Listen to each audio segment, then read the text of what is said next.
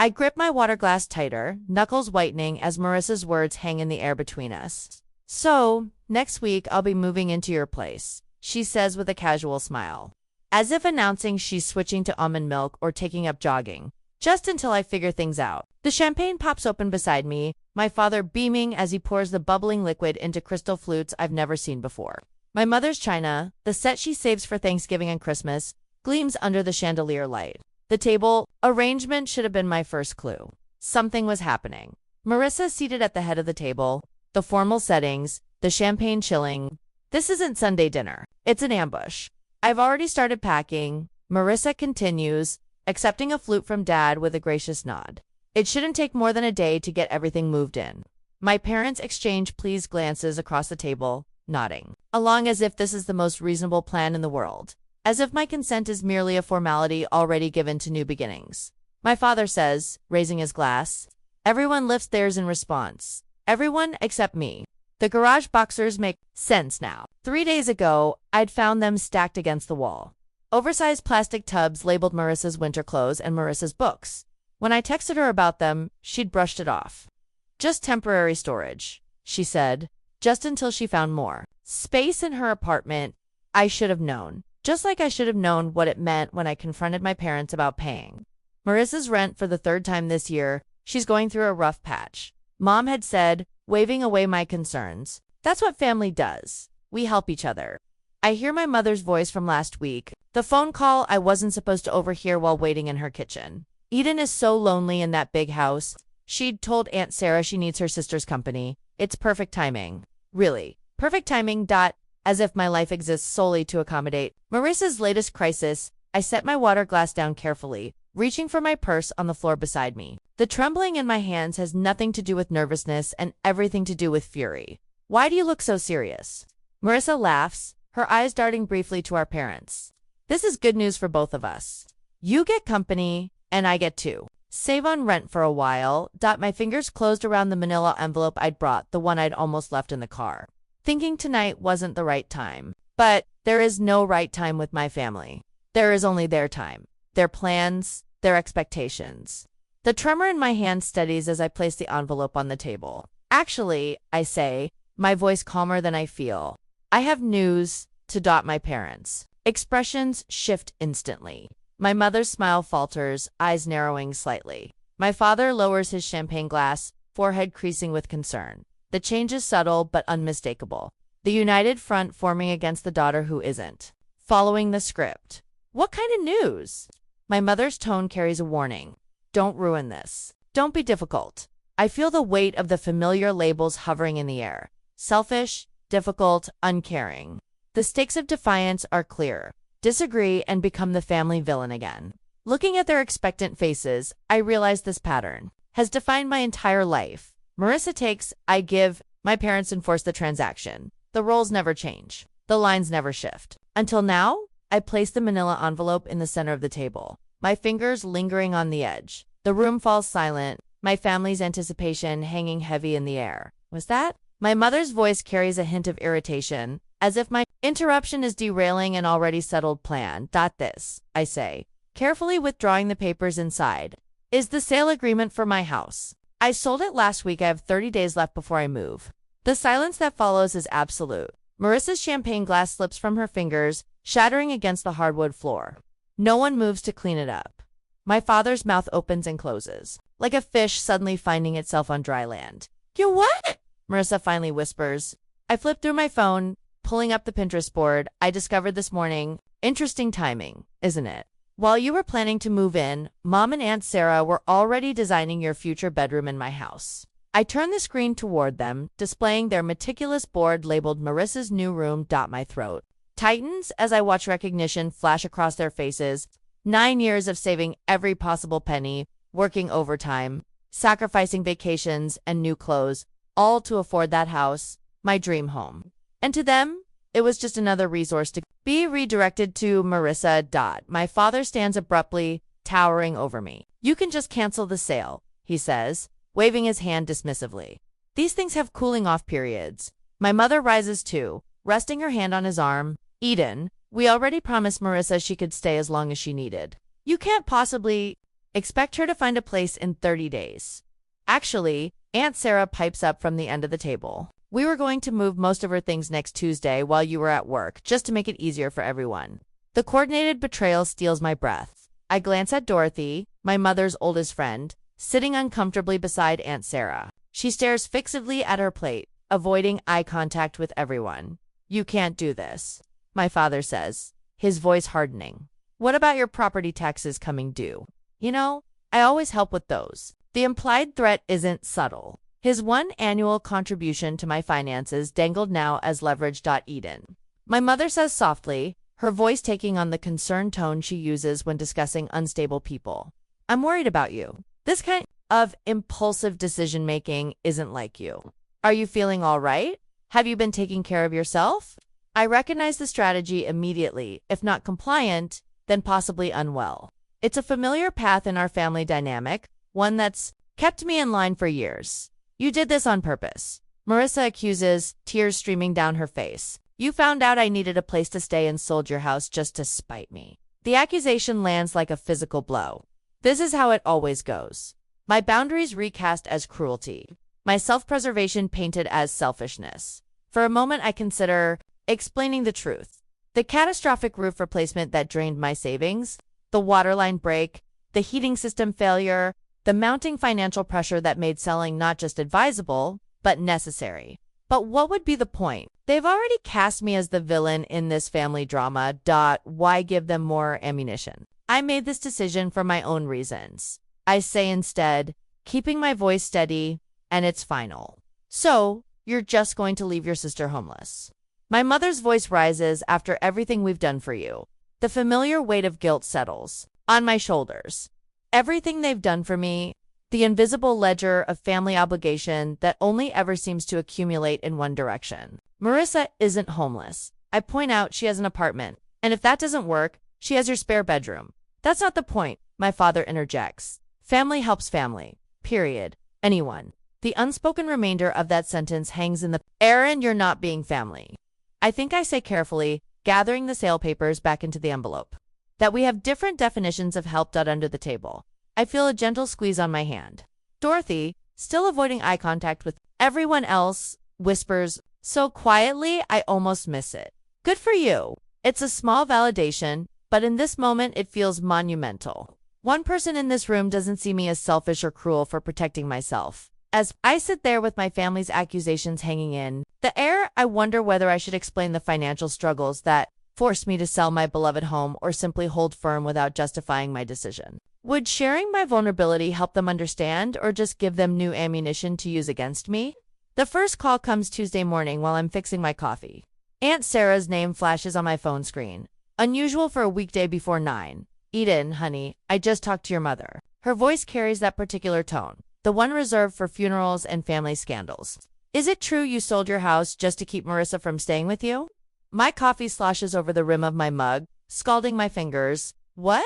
Marissa called me in tears last night, said, you sold your beautiful home out of spite, knowing she needed a place to stay. The burning on my hand fades as a different heat rises in my chest. That's not what happened. Your sister will be homeless, Eden. I never thought you could be so cruel. The calls continue all day. Uncle Robert, cousin Jennifer, even my father's golf buddy Chuck, whose connection to this situation escapes me entirely. Each conversation follows the same script. Marissa's desperate situation, my apparent heartlessness, their profound disappointment in me while preparing dinner. I make the mistake of checking Facebook. Marissa's latest post appears at the top of my feed. The hardest lesson in life is learning who truly has your back when times get tough. Family should be forever, not just when it's convenient. 27 sympathetic comments follow, including one from Mom. We're here for you, sweetheart. Always. The knife in my hand chops carrots. With increasing force, the final blow comes Thursday when my colleague Lisa stops by my desk, her expression pinched with concern. I ran into your sister at Starbucks this morning, she says, lowering her voice. She told me about the house situation. If you need help finding her temporary housing, my church has a program. The carrot pieces on my cutting board splinter under the blade. What exactly did Marissa tell you? Lisa shifts uncomfortably. Just that she's facing homelessness because of some sudden decision you made. She seemed really upset. My jaw tightens, so hard it aches. Thanks for your concern, Lisa. But Marissa isn't homeless. She has an apartment and parents with a 4-bedroom house. After Lisa leaves, I lock myself in the bathroom stall, hands trembling as I text my sister. Stop telling people I'm making you homeless. It's a lie and you know it. Her response arrives. Instantly, you're selling the house I was counting on. What would you call it? The roof replacement came first, $11,000 I hadn't budgeted for. When the March storms revealed leaks in 3 different rooms, I emptied my vacation fund and took a small loan, telling myself it was a one-time emergency. Then the water line broke in April 8th, $200 for emergency repairs and landscape restoration. I canceled plans to visit my college roommate in Arizona, picked up weekend marketing work for a local realtor, and ate ramen for dinner, more nights than I care to admit. The heating system failure in June was the final blow. $5,000 I simply didn't have. Each night after work, I'd sit at my kitchen table surrounded by spreadsheets and bank statements, calculating and recalculating figures that refused to balance.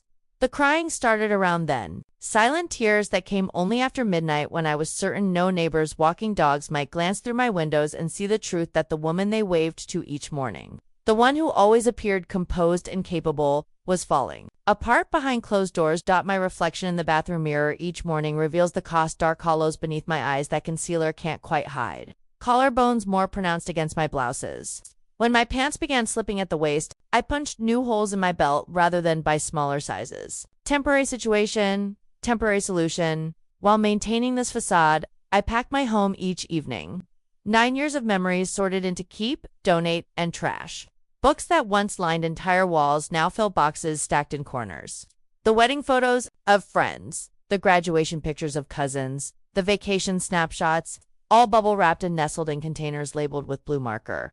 Through it all, I document everything. Bank statements in chronological order. House repair invoices filed by date and category. Text messages, screenshot, and saved.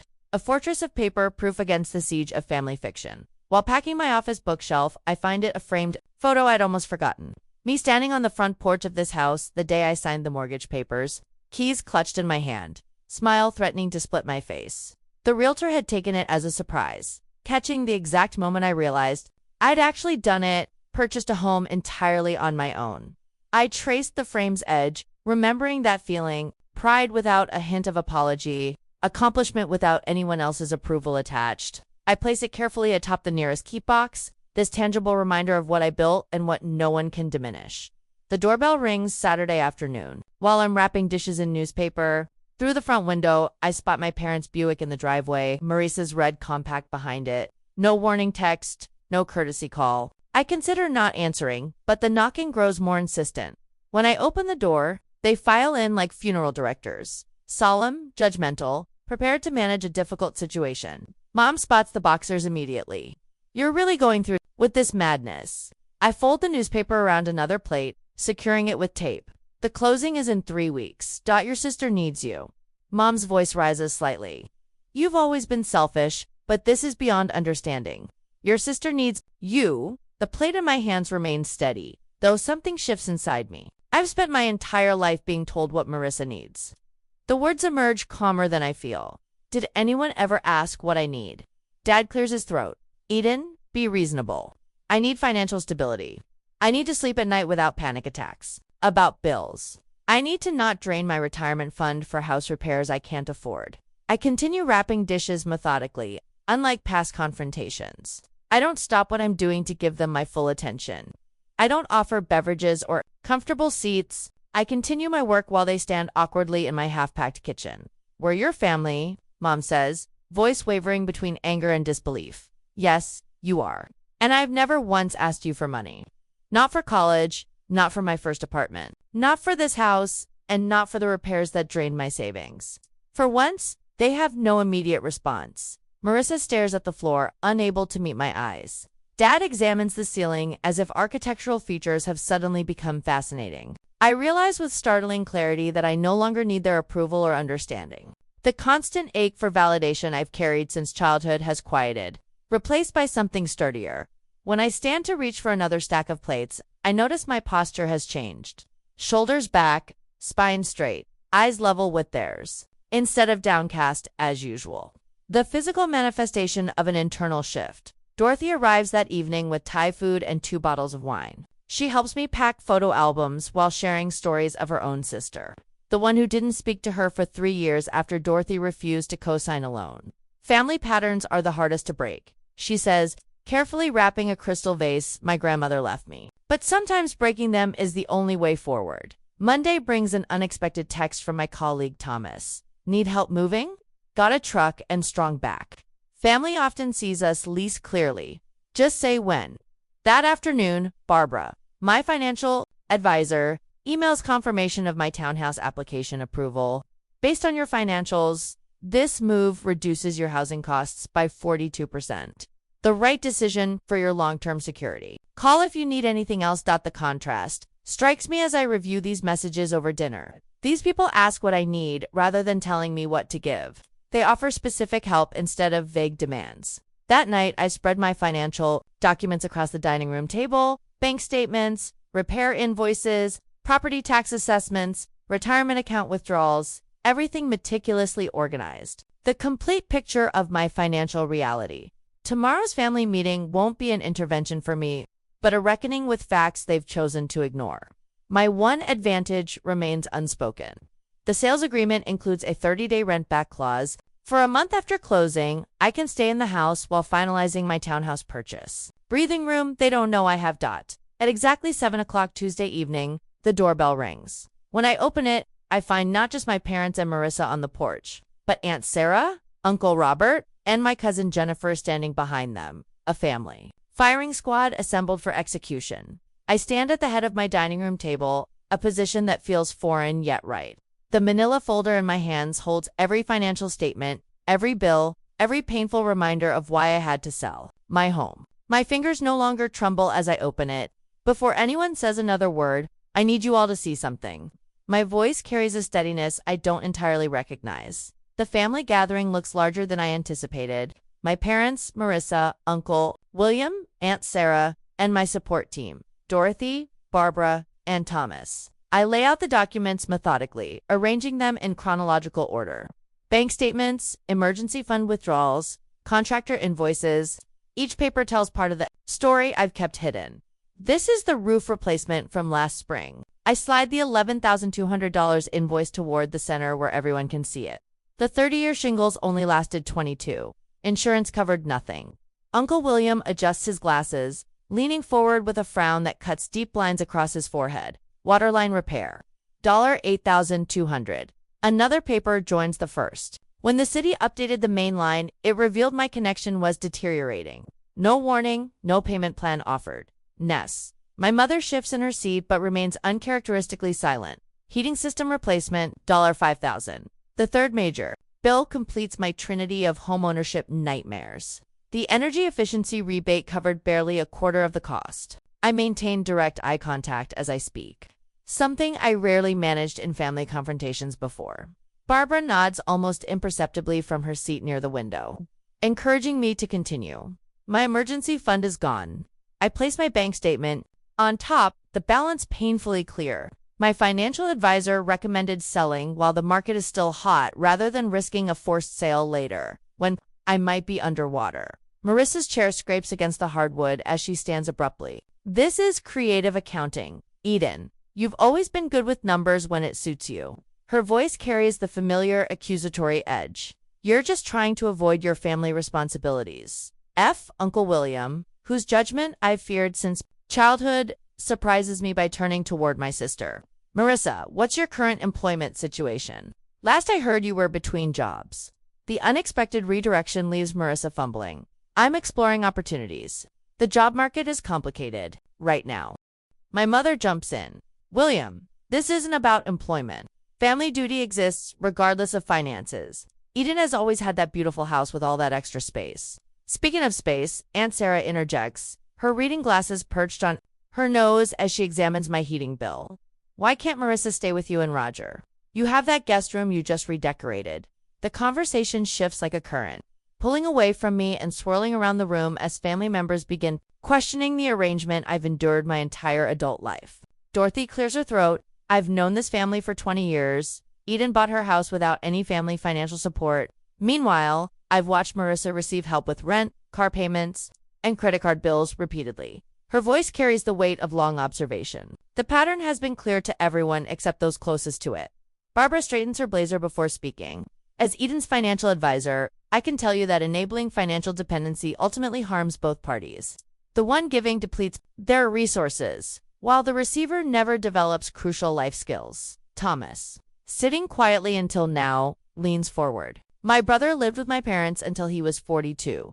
They paid his bills, made his appointments, solved his problems. When they passed, he had no idea how to function. He lost their house within a year because he never learned to manage money.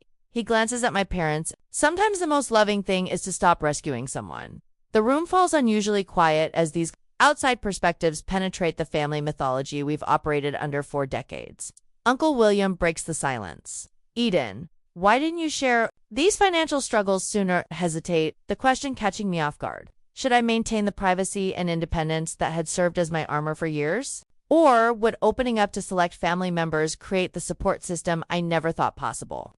Before I can answer, my father shifts in his chair, eyes fixed on the hardwood floor. It's the first time I can remember him sitting through a family discussion without dominating it. My mother's rigid posture gradually softens, her hands now resting open on the table instead of clenched in her lap. Marissa stands, suddenly grabbing her purse. This is ridiculous. You're all acting like I'm some kind of parasite. Eden has always been the golden child with her perfect house and perfect job while everyone ignores how hard things have been for me. When no one jumps to her defense, she storms toward the door. The slam echoes through the house as she leaves. Uncle William waits for the reverberations to fade before speaking again. I think it's time we had a family financial planning session for everyone. He looks pointedly toward my parents, including Marissa. My mother's eyes glisten with unshed tears. But for once, they're not being weaponized against me. My father reaches for her hand across the table, his face unreadable, but his silence speaking volumes. For the first time in a family confrontation, I'm not the one left feeling like I've done something wrong. I arranged the last of my kitchen glasses into a box, wrapping each one in newspaper with methodical precision. My final week into my 30-day countdown, and the house already feels hollow, memories peeling away with each item packed. The doorbell rings. I check my watch, right on time. My parents are nothing if not punctual when they have an agenda. I open the door to find not just my parents, but Marissa too, standing on my porch like a united front. My mother clutches her purse with white knuckles. My father's smile appears rehearsed. Eden, honey, my mother says, stepping inside without waiting for an invitation. We've been talking, and we think we found the perfect solution. A compromise, my father adds, his voice carrying that false cheerfulness he reserves for difficult conversations. Marissa follows them in, her eyes darting around my half-packed living room before settling on me with a practiced look of gratitude. I really appreciate you hearing us out. They arrange themselves on my couch, the only piece of furniture not yet wrapped in moving blankets, while I remain standing. The power dynamic isn't lost on me. We know selling the house is your decision. My mother begins punctuating her words with a nervous laugh. But instead of Marissa moving in with you, what if you helped her get her own place? My father nods enthusiastically while carefully avoiding any mention of actual numbers, just a loan to get her started. With your success, it would hardly affect you.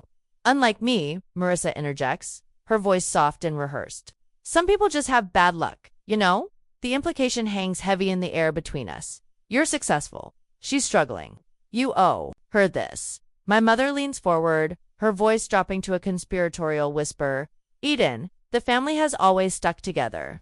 If you can't help your sister just this once, she trails off. The threat clear. Cut Marissa off, and I cut myself off from the family. I walk to the dining room table where I've laid out several documents. They watch me, confusion replacing their certainty. I'm meeting with my lender tomorrow, I say, picking up a letter for a townhouse downtown. The monthly payment will be nearly 40% less than my current mortgage. I hand the letter to my father, whose eyes widen at the numbers. Selling this house isn't just about Marissa. It's about rebuilding my emergency savings after 3 major home repairs drained them. It's about reducing my financial stress. I take a deep breath. It's about finally prioritizing my financial health. My mother starts to speak, but I hold up my hand. I can't support Marissa financially, I continue, but I can help her support herself. I pull a business card from my pocket and hold it out to Marissa. She stares at it without taking it. Our marketing department has an entry-level position opening. Next week, the starting salary would cover rent on a 1-bedroom apartment. I spoke to HR yesterday, and they'd be willing to interview you. Marissa's mouth opens, then closes. For once, she seems genuinely speechless. This isn't charity, I add. It's an opportunity. Whether you take it is your choice. My father stands abruptly, moving toward the window where bare hooks show where family photos once hung. Eden, be reasonable. Marissa needs no... I interrupt, walking to the coffee table where I've placed a manila folder. This is what being reasonable looks like. IMC of note. I open the folder and pull out a spreadsheet, placing it on the table between us. The itemized list contains every financial gift my parents have given Marissa over the past 5 years. Car payments, rent supplements, credit card bailouts. The total at the bottom, circled in bright red, makes my mother gasp. I compiled this from the conversations you've had in front of me. I suspect the actual total is higher. My father picks up the paper, his forehead creasing as he studies the numbers. This isn't love, I say quietly. It's dependence, and it's hurting both of you. My father opens his mouth to object, then falls silent, his eyes fixed on the spreadsheet. We just wanted to help her, my mother whispers, tears welling in her eyes. The best help is teaching someone to stand on their own, I reply, my voice steady despite the hammering in my chest. You taught me that once, remember? When I wanted to quit college because it was too hard, the memory hangs between us, my father refusing to let me move back home. When calculus overwhelmed me, insisting I find a tutor instead. We're doing you no favors by making life too easy, he'd said. Then strange how principles change when applied to different daughters. The silence stretches, broken only by the sound of packing tape from the box I'd abandoned when they arrived. Finally, my father puts his arm around my mother's shoulders. We should go, he says quietly. They walk to the door, my mother not quite meeting my eyes. Marissa hesitates, looking back at the business card still in my hand. I don't need your charity job, she says, but there's less conviction in her voice than usual. I place the card on the entryway table. It's not charity, it's opportunity. She turns away, but as she follows my parents out, I catch her slip the card into her purse when she thinks I'm not looking. The door closes behind them. I stand in my half-empty living room, listening to their car start and pull away. The silence feels different now. Not hollow, but open, expansive. I sink onto the couch, running my hand over the familiar fabric. Tomorrow it goes into storage until I move into the townhouse. 9 years of memories in this house, and now an uncertain future lies ahead. I feel both liberated and isolated, triumphant and alone. The family dinner next month looms in my mind. Will they even still want me there? Has this confrontation permanently altered our relationships? The answering machine light blinks with 3 new messages. Probably more relatives calling to weigh in. I ignore it, focusing instead on the business card Marissa took. One small step, perhaps the first of many. I stand in the center of my downtown loft, savoring the space around me. Sunlight streams through the industrial windows, warming the hardwood floors beneath my bare feet. 3 months ago, this place felt foreign, a compromise rather than a choice. Now it feels like the home I never knew I needed. Another box checked. Off the budget, I tell myself. Updating my financial tracking app, my mortgage payment appears in green, a full 30% less than what I paid for the Craftsman. Barbara's weekly check-ins have transformed what was once my greatest source of anxiety into a structured ritual I actually look forward to. The kitchen island holds my newest purchase, a professional-grade camera that would have remained a distant wish in my old financial reality. My first photography class starts tomorrow evening. The course catalog still open on my tablet. I run my fingers over the camera's textured grip.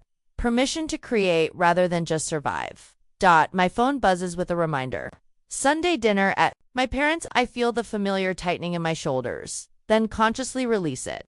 These dinners have changed just as I have. Later, I step through my parents' front door carrying a bottle of wine rather than my usual tension headache. Dad greets me with a hug that feels genuine instead of perfunctory. Eden, come see what your sister brought, he says, his voice carrying. None of the comparative undertones at once filled our interactions. In the dining room, Marissa arranges flowers in a simple vase. She looks up, her smile reaching her eyes.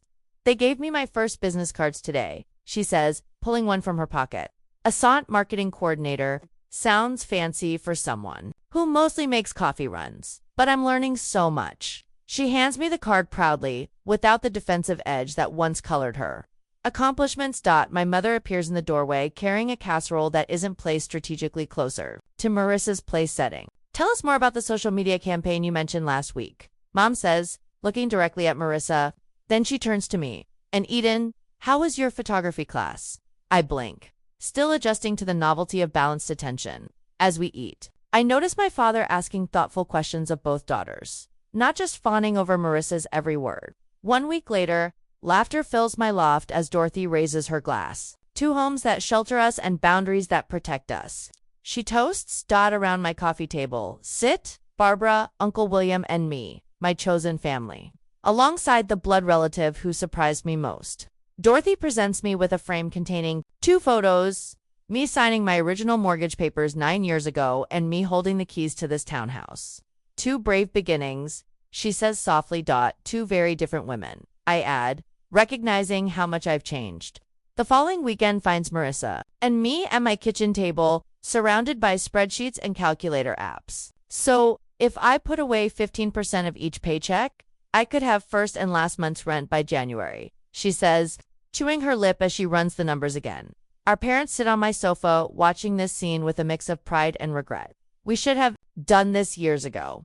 Mom admits quietly, we thought we were helping, but we were hurting both of you in different ways. Dad nods, his eyes revealing the difficult journey of unlearning decades of enabling behavior. As I watch Marissa calculate her budget with determination I'd never seen before, I wonder about the fine line between helping and enabling those we love. Is it ever possible to find the perfect balance between supporting family and maintaining healthy boundaries? Or must we sometimes allow others to struggle so they can truly